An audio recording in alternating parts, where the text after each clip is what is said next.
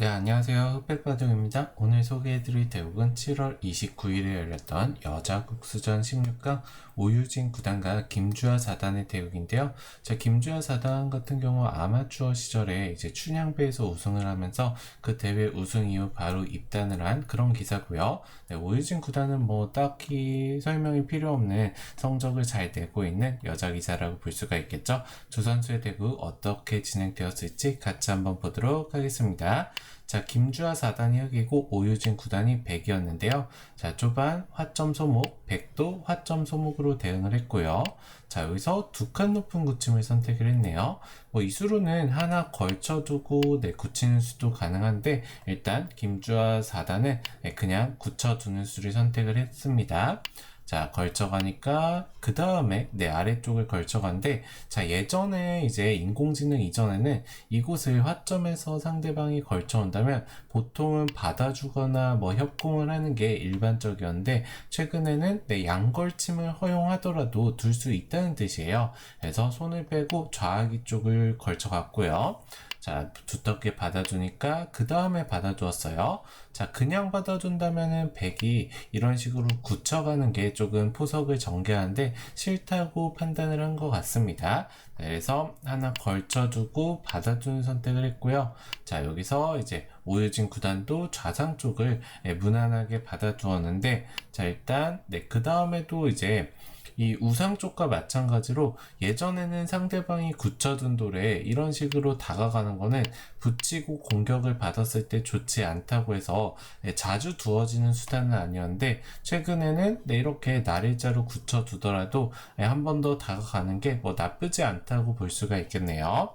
다가오는 수를 보자 날일자로 덮어 씌우고요. 한 번 더 이제 눈목자로 덮어 씌워가는데 이 수의 의도는 흑이 받아주면은 하변 쪽을 넓혀 가겠다 이런 의도로 볼 수가 있는데요. 이런 의도를 파악하고 김주하 3단도 선택의 기로에서 김주하 4단이죠. 선택의 기로에서 실전은 이렇게 두 칸 높은 띄움을 선택을 했는데요.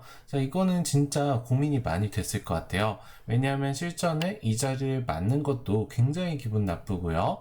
그렇다고 두 칸 뛰는 수도 여기를 맞는 게 상당히 기분이 나쁩니다. 백 입장에서는 벽을 쌓아놓고 화면을 넓혔기 때문에 흑이 들어왔을 때 싸움이 이도를 공격하면서 이득을 보면서 자연스럽게 우하 쪽에서 뭔가 붙여가는 수단을 통해서 득을 볼 수 있는 장면을 만들 수가 있겠죠.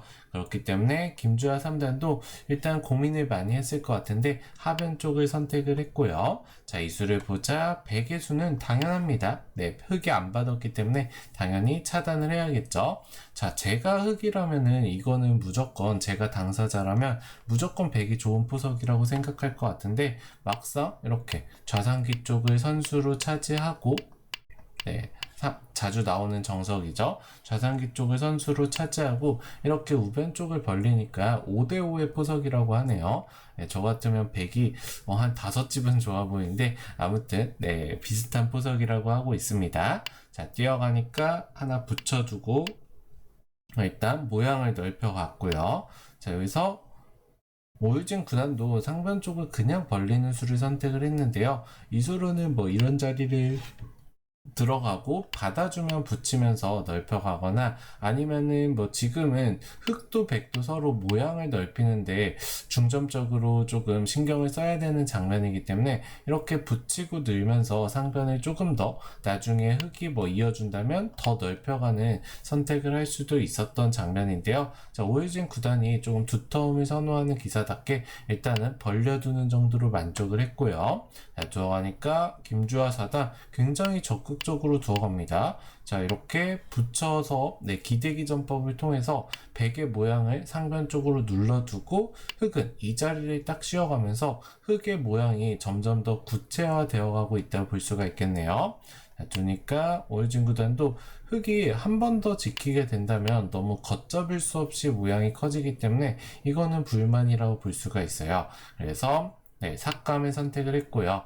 이것을 쉬어가니까 한 발 더 들어가면서 이제 서로 간에 조금 타겟 삭감에 성공을 했다고 볼 수가 있겠죠. 붙이니까 젖히고 끊을 때 자, 늘었어요. 자, 여기서 백의 선택은 실전처럼 그냥 한 점을 잡는 수와 치받는 수 두 가지를 볼 수가 있는데요. 자, 오유진 구단은 일단 확실하게 잡아두는 선택을 했는데 이 수로는 뭐 이런 장면도 가능하다고 합니다. 자, 물론 102점이 잡히기는 하지만 이 102점을 잡히는 대신 이 자리가 선수가 되면서 네, 확실하게 두터워졌다고 볼 수가 있겠죠. 자, 이렇게만 교환을 해두고 뭐 하변 쪽을 달려가든지 아니면 공격을 통해서 이득을 보면은 이 잡힌 게 우변 쪽 잡힌 게 크기는 하지만 백도 두터움을 바탕으로 충분히 이득을 볼 수 있다는 뜻이에요. 그런데 이제 이 두터움을 좋아하는 기사들이 또 집에도 굉장히 민감한 기사들이 있어요. 오유진 구단도 마찬가지로 그냥 뚫리더라도 한 점을 잡는 수를 선택을 했고요. 자, 끝낸 수는 당연하고 이곳을 늘 때 지켜줍니다. 자, 여기서 김주아 4단의 완착이 등장을 하는데, 자, 실전은 네, 이곳을 이제 뛰어가면서 흙의 모양을 넓혀가는 선택을 했는데요. 자, 이 수로는 우변 쪽을 지켜두는 게 정확했습니다. 자, 이곳을 지켜둬야지만 백돌들도 아직 미생이기 때문에 흑돌에 대한 강력한 공격을 하기가 쉽지가 않아요. 그렇다고 물론 흙의 모양이 조금 깨지긴 하지만 백의 모양도 흙이 확실하게 깨놨기 때문에 우변 쪽 집을 좀 챙겨두는 게 더 좋았던 장면이라고 볼 수가 있는데요. 자, 여기서 김주아 4단의 실착이 등장을 하자마자 우변 쪽에서 손쉽게 백이 득을 보게 되면서 백 쪽으로 승부의 기울기가 약간은 기울었다 볼 수 있고요. 물론 지금 3집 정도 차이가 나지만 큰 차이가 아니라고 느낄 수도 있는데 이곳을 지켜두었다면 아주 팽팽한 승부에서 3집 차이가 벌어졌다는 거는 당연히 좋지 않은, 흑 입장에서는 좋지 않은 그런 변화라고 볼 수가 있겠죠. 자, 어쨌든 선수로 우변 쪽을 깨부순 오유진 구단이 이제 중앙 쪽으로 나오고요. 둘 때 침착하게 늘어두면서 이 백돌들은 확실하게 살았고 흑돌들은 아직 곤마라고 볼 수가 있어요.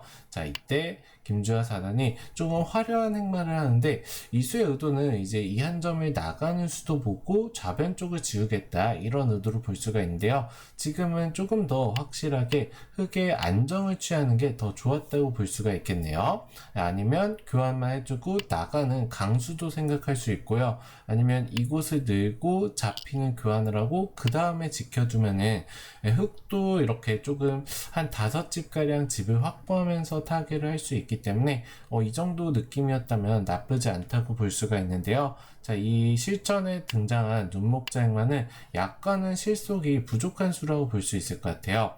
이 단수 치는 한 방이 너무나도 두터운 수였고요. 그리고 이 수로 인해서 다음 급소 자리를 노릴 수가 있는데요.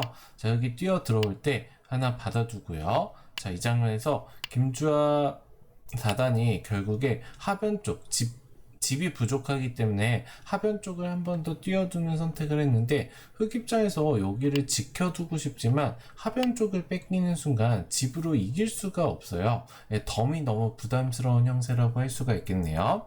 그래서 하변 쪽을 벌려두면서 집으로 따라가는 선택을 했는데 자, 오유진 구단이 이제는 더 이상 참지 못하고 딱 하나 붙여두고 이 중앙 쪽 급소 한 방을 가는 순간 흑의 행마가 굉장히 어렵습니다. 이 5점을 버리자니 너무 크다고 볼 수가 있고요. 네, 이렇게 붙여서 잡아야겠죠. 자, 이렇게 잡히면은 좀 크게 잡혀서 이것도 마찬가지로 흑이 이 잡히는 맛을 남겨두고 백 입장에서는 다른 자리들을 계속 두면서 이어간다면은 덤이 너무 부담스러운 상황이라고 할 수가 있어요. 그래서 김주아 4단도 오히려 좌변 쪽 들어왔던 2점을 버리는 선택을 하는데 자, 이 수가 이제 바둑을 거의 역전이 힘들게 만든 마지막 좀 패착이라고 볼 수 있어요. 이 잡히는 게 크더라도 일단은 흑 입장에서 뭐 이런 식으로든 빠져나가면서 이 5점이 잡히는 맛을 남겨두고 두면서 기회를 노리는 게 더 정확한 판단이었다고 볼 수가 있는데 자, 일단 김주아 4단이 한 점을 째고 나오면서 백도 자연스럽게 흑의 밭전자를 째는 모양이 되고요.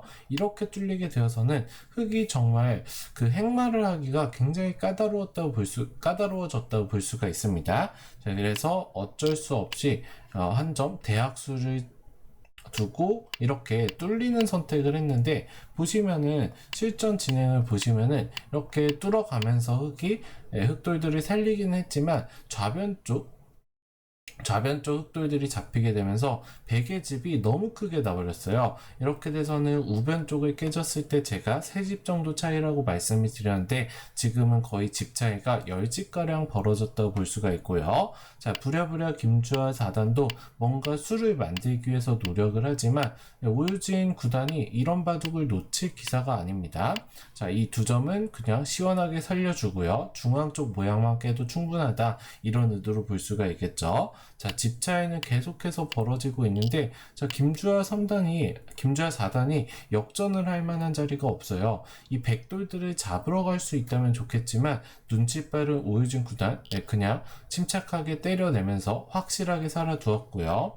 자, 여기서 이제 좌변 쪽을 지킬 때 한 번 더 집으로 선택을 하니까, 이렇게 이제 받아주면은 이도를 물론 잡으러 가는 방법은 이렇게 먹여치면서 좀 패를 기대해 볼 수가 있습니다. 자, 하지만 너무 억지 패면서 자체 패감이 많다고 볼 수가 있겠죠. 자, 그래서 김주아 4단도 마지막 이제 노림으로 이곳을 하나 두어두고 하변 쪽을 지켜두는데요. 하변 쪽을 이제 하나만 지켜주고 이곳을 들어가는데요. 자, 이런 식으로 바둑에서, 물론 바둑이 이길 수 없는 상황이라면 들어가는 게 맞긴 하지만, 이런 자리를 들어가면서 이렇게 백도를 잡으러 가는 선택을 하는 것 자체만으로 프로 기사들 가는 대국에서 거의 졌다는 뜻이라고 볼 수 있어요. 지금 인공지능의 그래프도 100에 100%를 나타내고 있고요. 웬만한 변수가 있지 않은 이상 100이 질 수 없다, 이렇게 보고 있고, 역시나 자체 패감을 통해서 100이 확실하게 살아두고요. 자, 하변 쪽은 흑이 100을 잡을 수 있지만, 이렇게 깨지게 되어서는 하변 쪽을 잡은 것보다 우변 흑집이 깨진 게 더 크다고 볼 수가 있겠죠. 그래서 김주아 4단이 마지막까지 최선을 다해서 버텨가지만, 오유진 구단이 잡채 패감들을 활용하면서 이 백도를 쉽게 살려가게 되어서는 더 이상 이제 김주아 4단이 견디지 못하고 오히려 역으로 흑대마들이 잡히게 되면서 도를 거두게 되었습니다. 자, 이 바둑 이제 초반부터 말씀을 드리면, 초반은 제가 생각할 때 이 자리를 맞게 되면서 백이 굉장히 좋은 출발이라고 생각을 했는데, 막상 인공지능은 5대5의 포석이라고 나타내고 있고요. 그리고 김주아 4단으로서는 아쉬운 점이, 우변 쪽이 생각보다 가치가 굉장히 큰 자리였어요. 근데 우변 쪽을 선점당하고부터 이 흑돌들이 엷어지게 되고요. 이 엷음을 추궁한 오유진 구단이 두터움을 바탕으로 좌변에 큰 집 모양을 확보하면서 승리를 거뒀던 그런 대국이라고 볼 수 있습니다. 결국에 김주아 4단으로서는 오유진 구단의 벽을 넘지 못하고 16강에서 마무리를 하게 되었는데요. 다음 대회에서 선전을 기원하면서 오늘 대국 소개 여기서 마치도록 하겠습니다. 오늘도 시청해주셔서 감사합니다. 재밌게 보셨다면 구독, 좋아요도 부탁드릴게요. 감사합니다.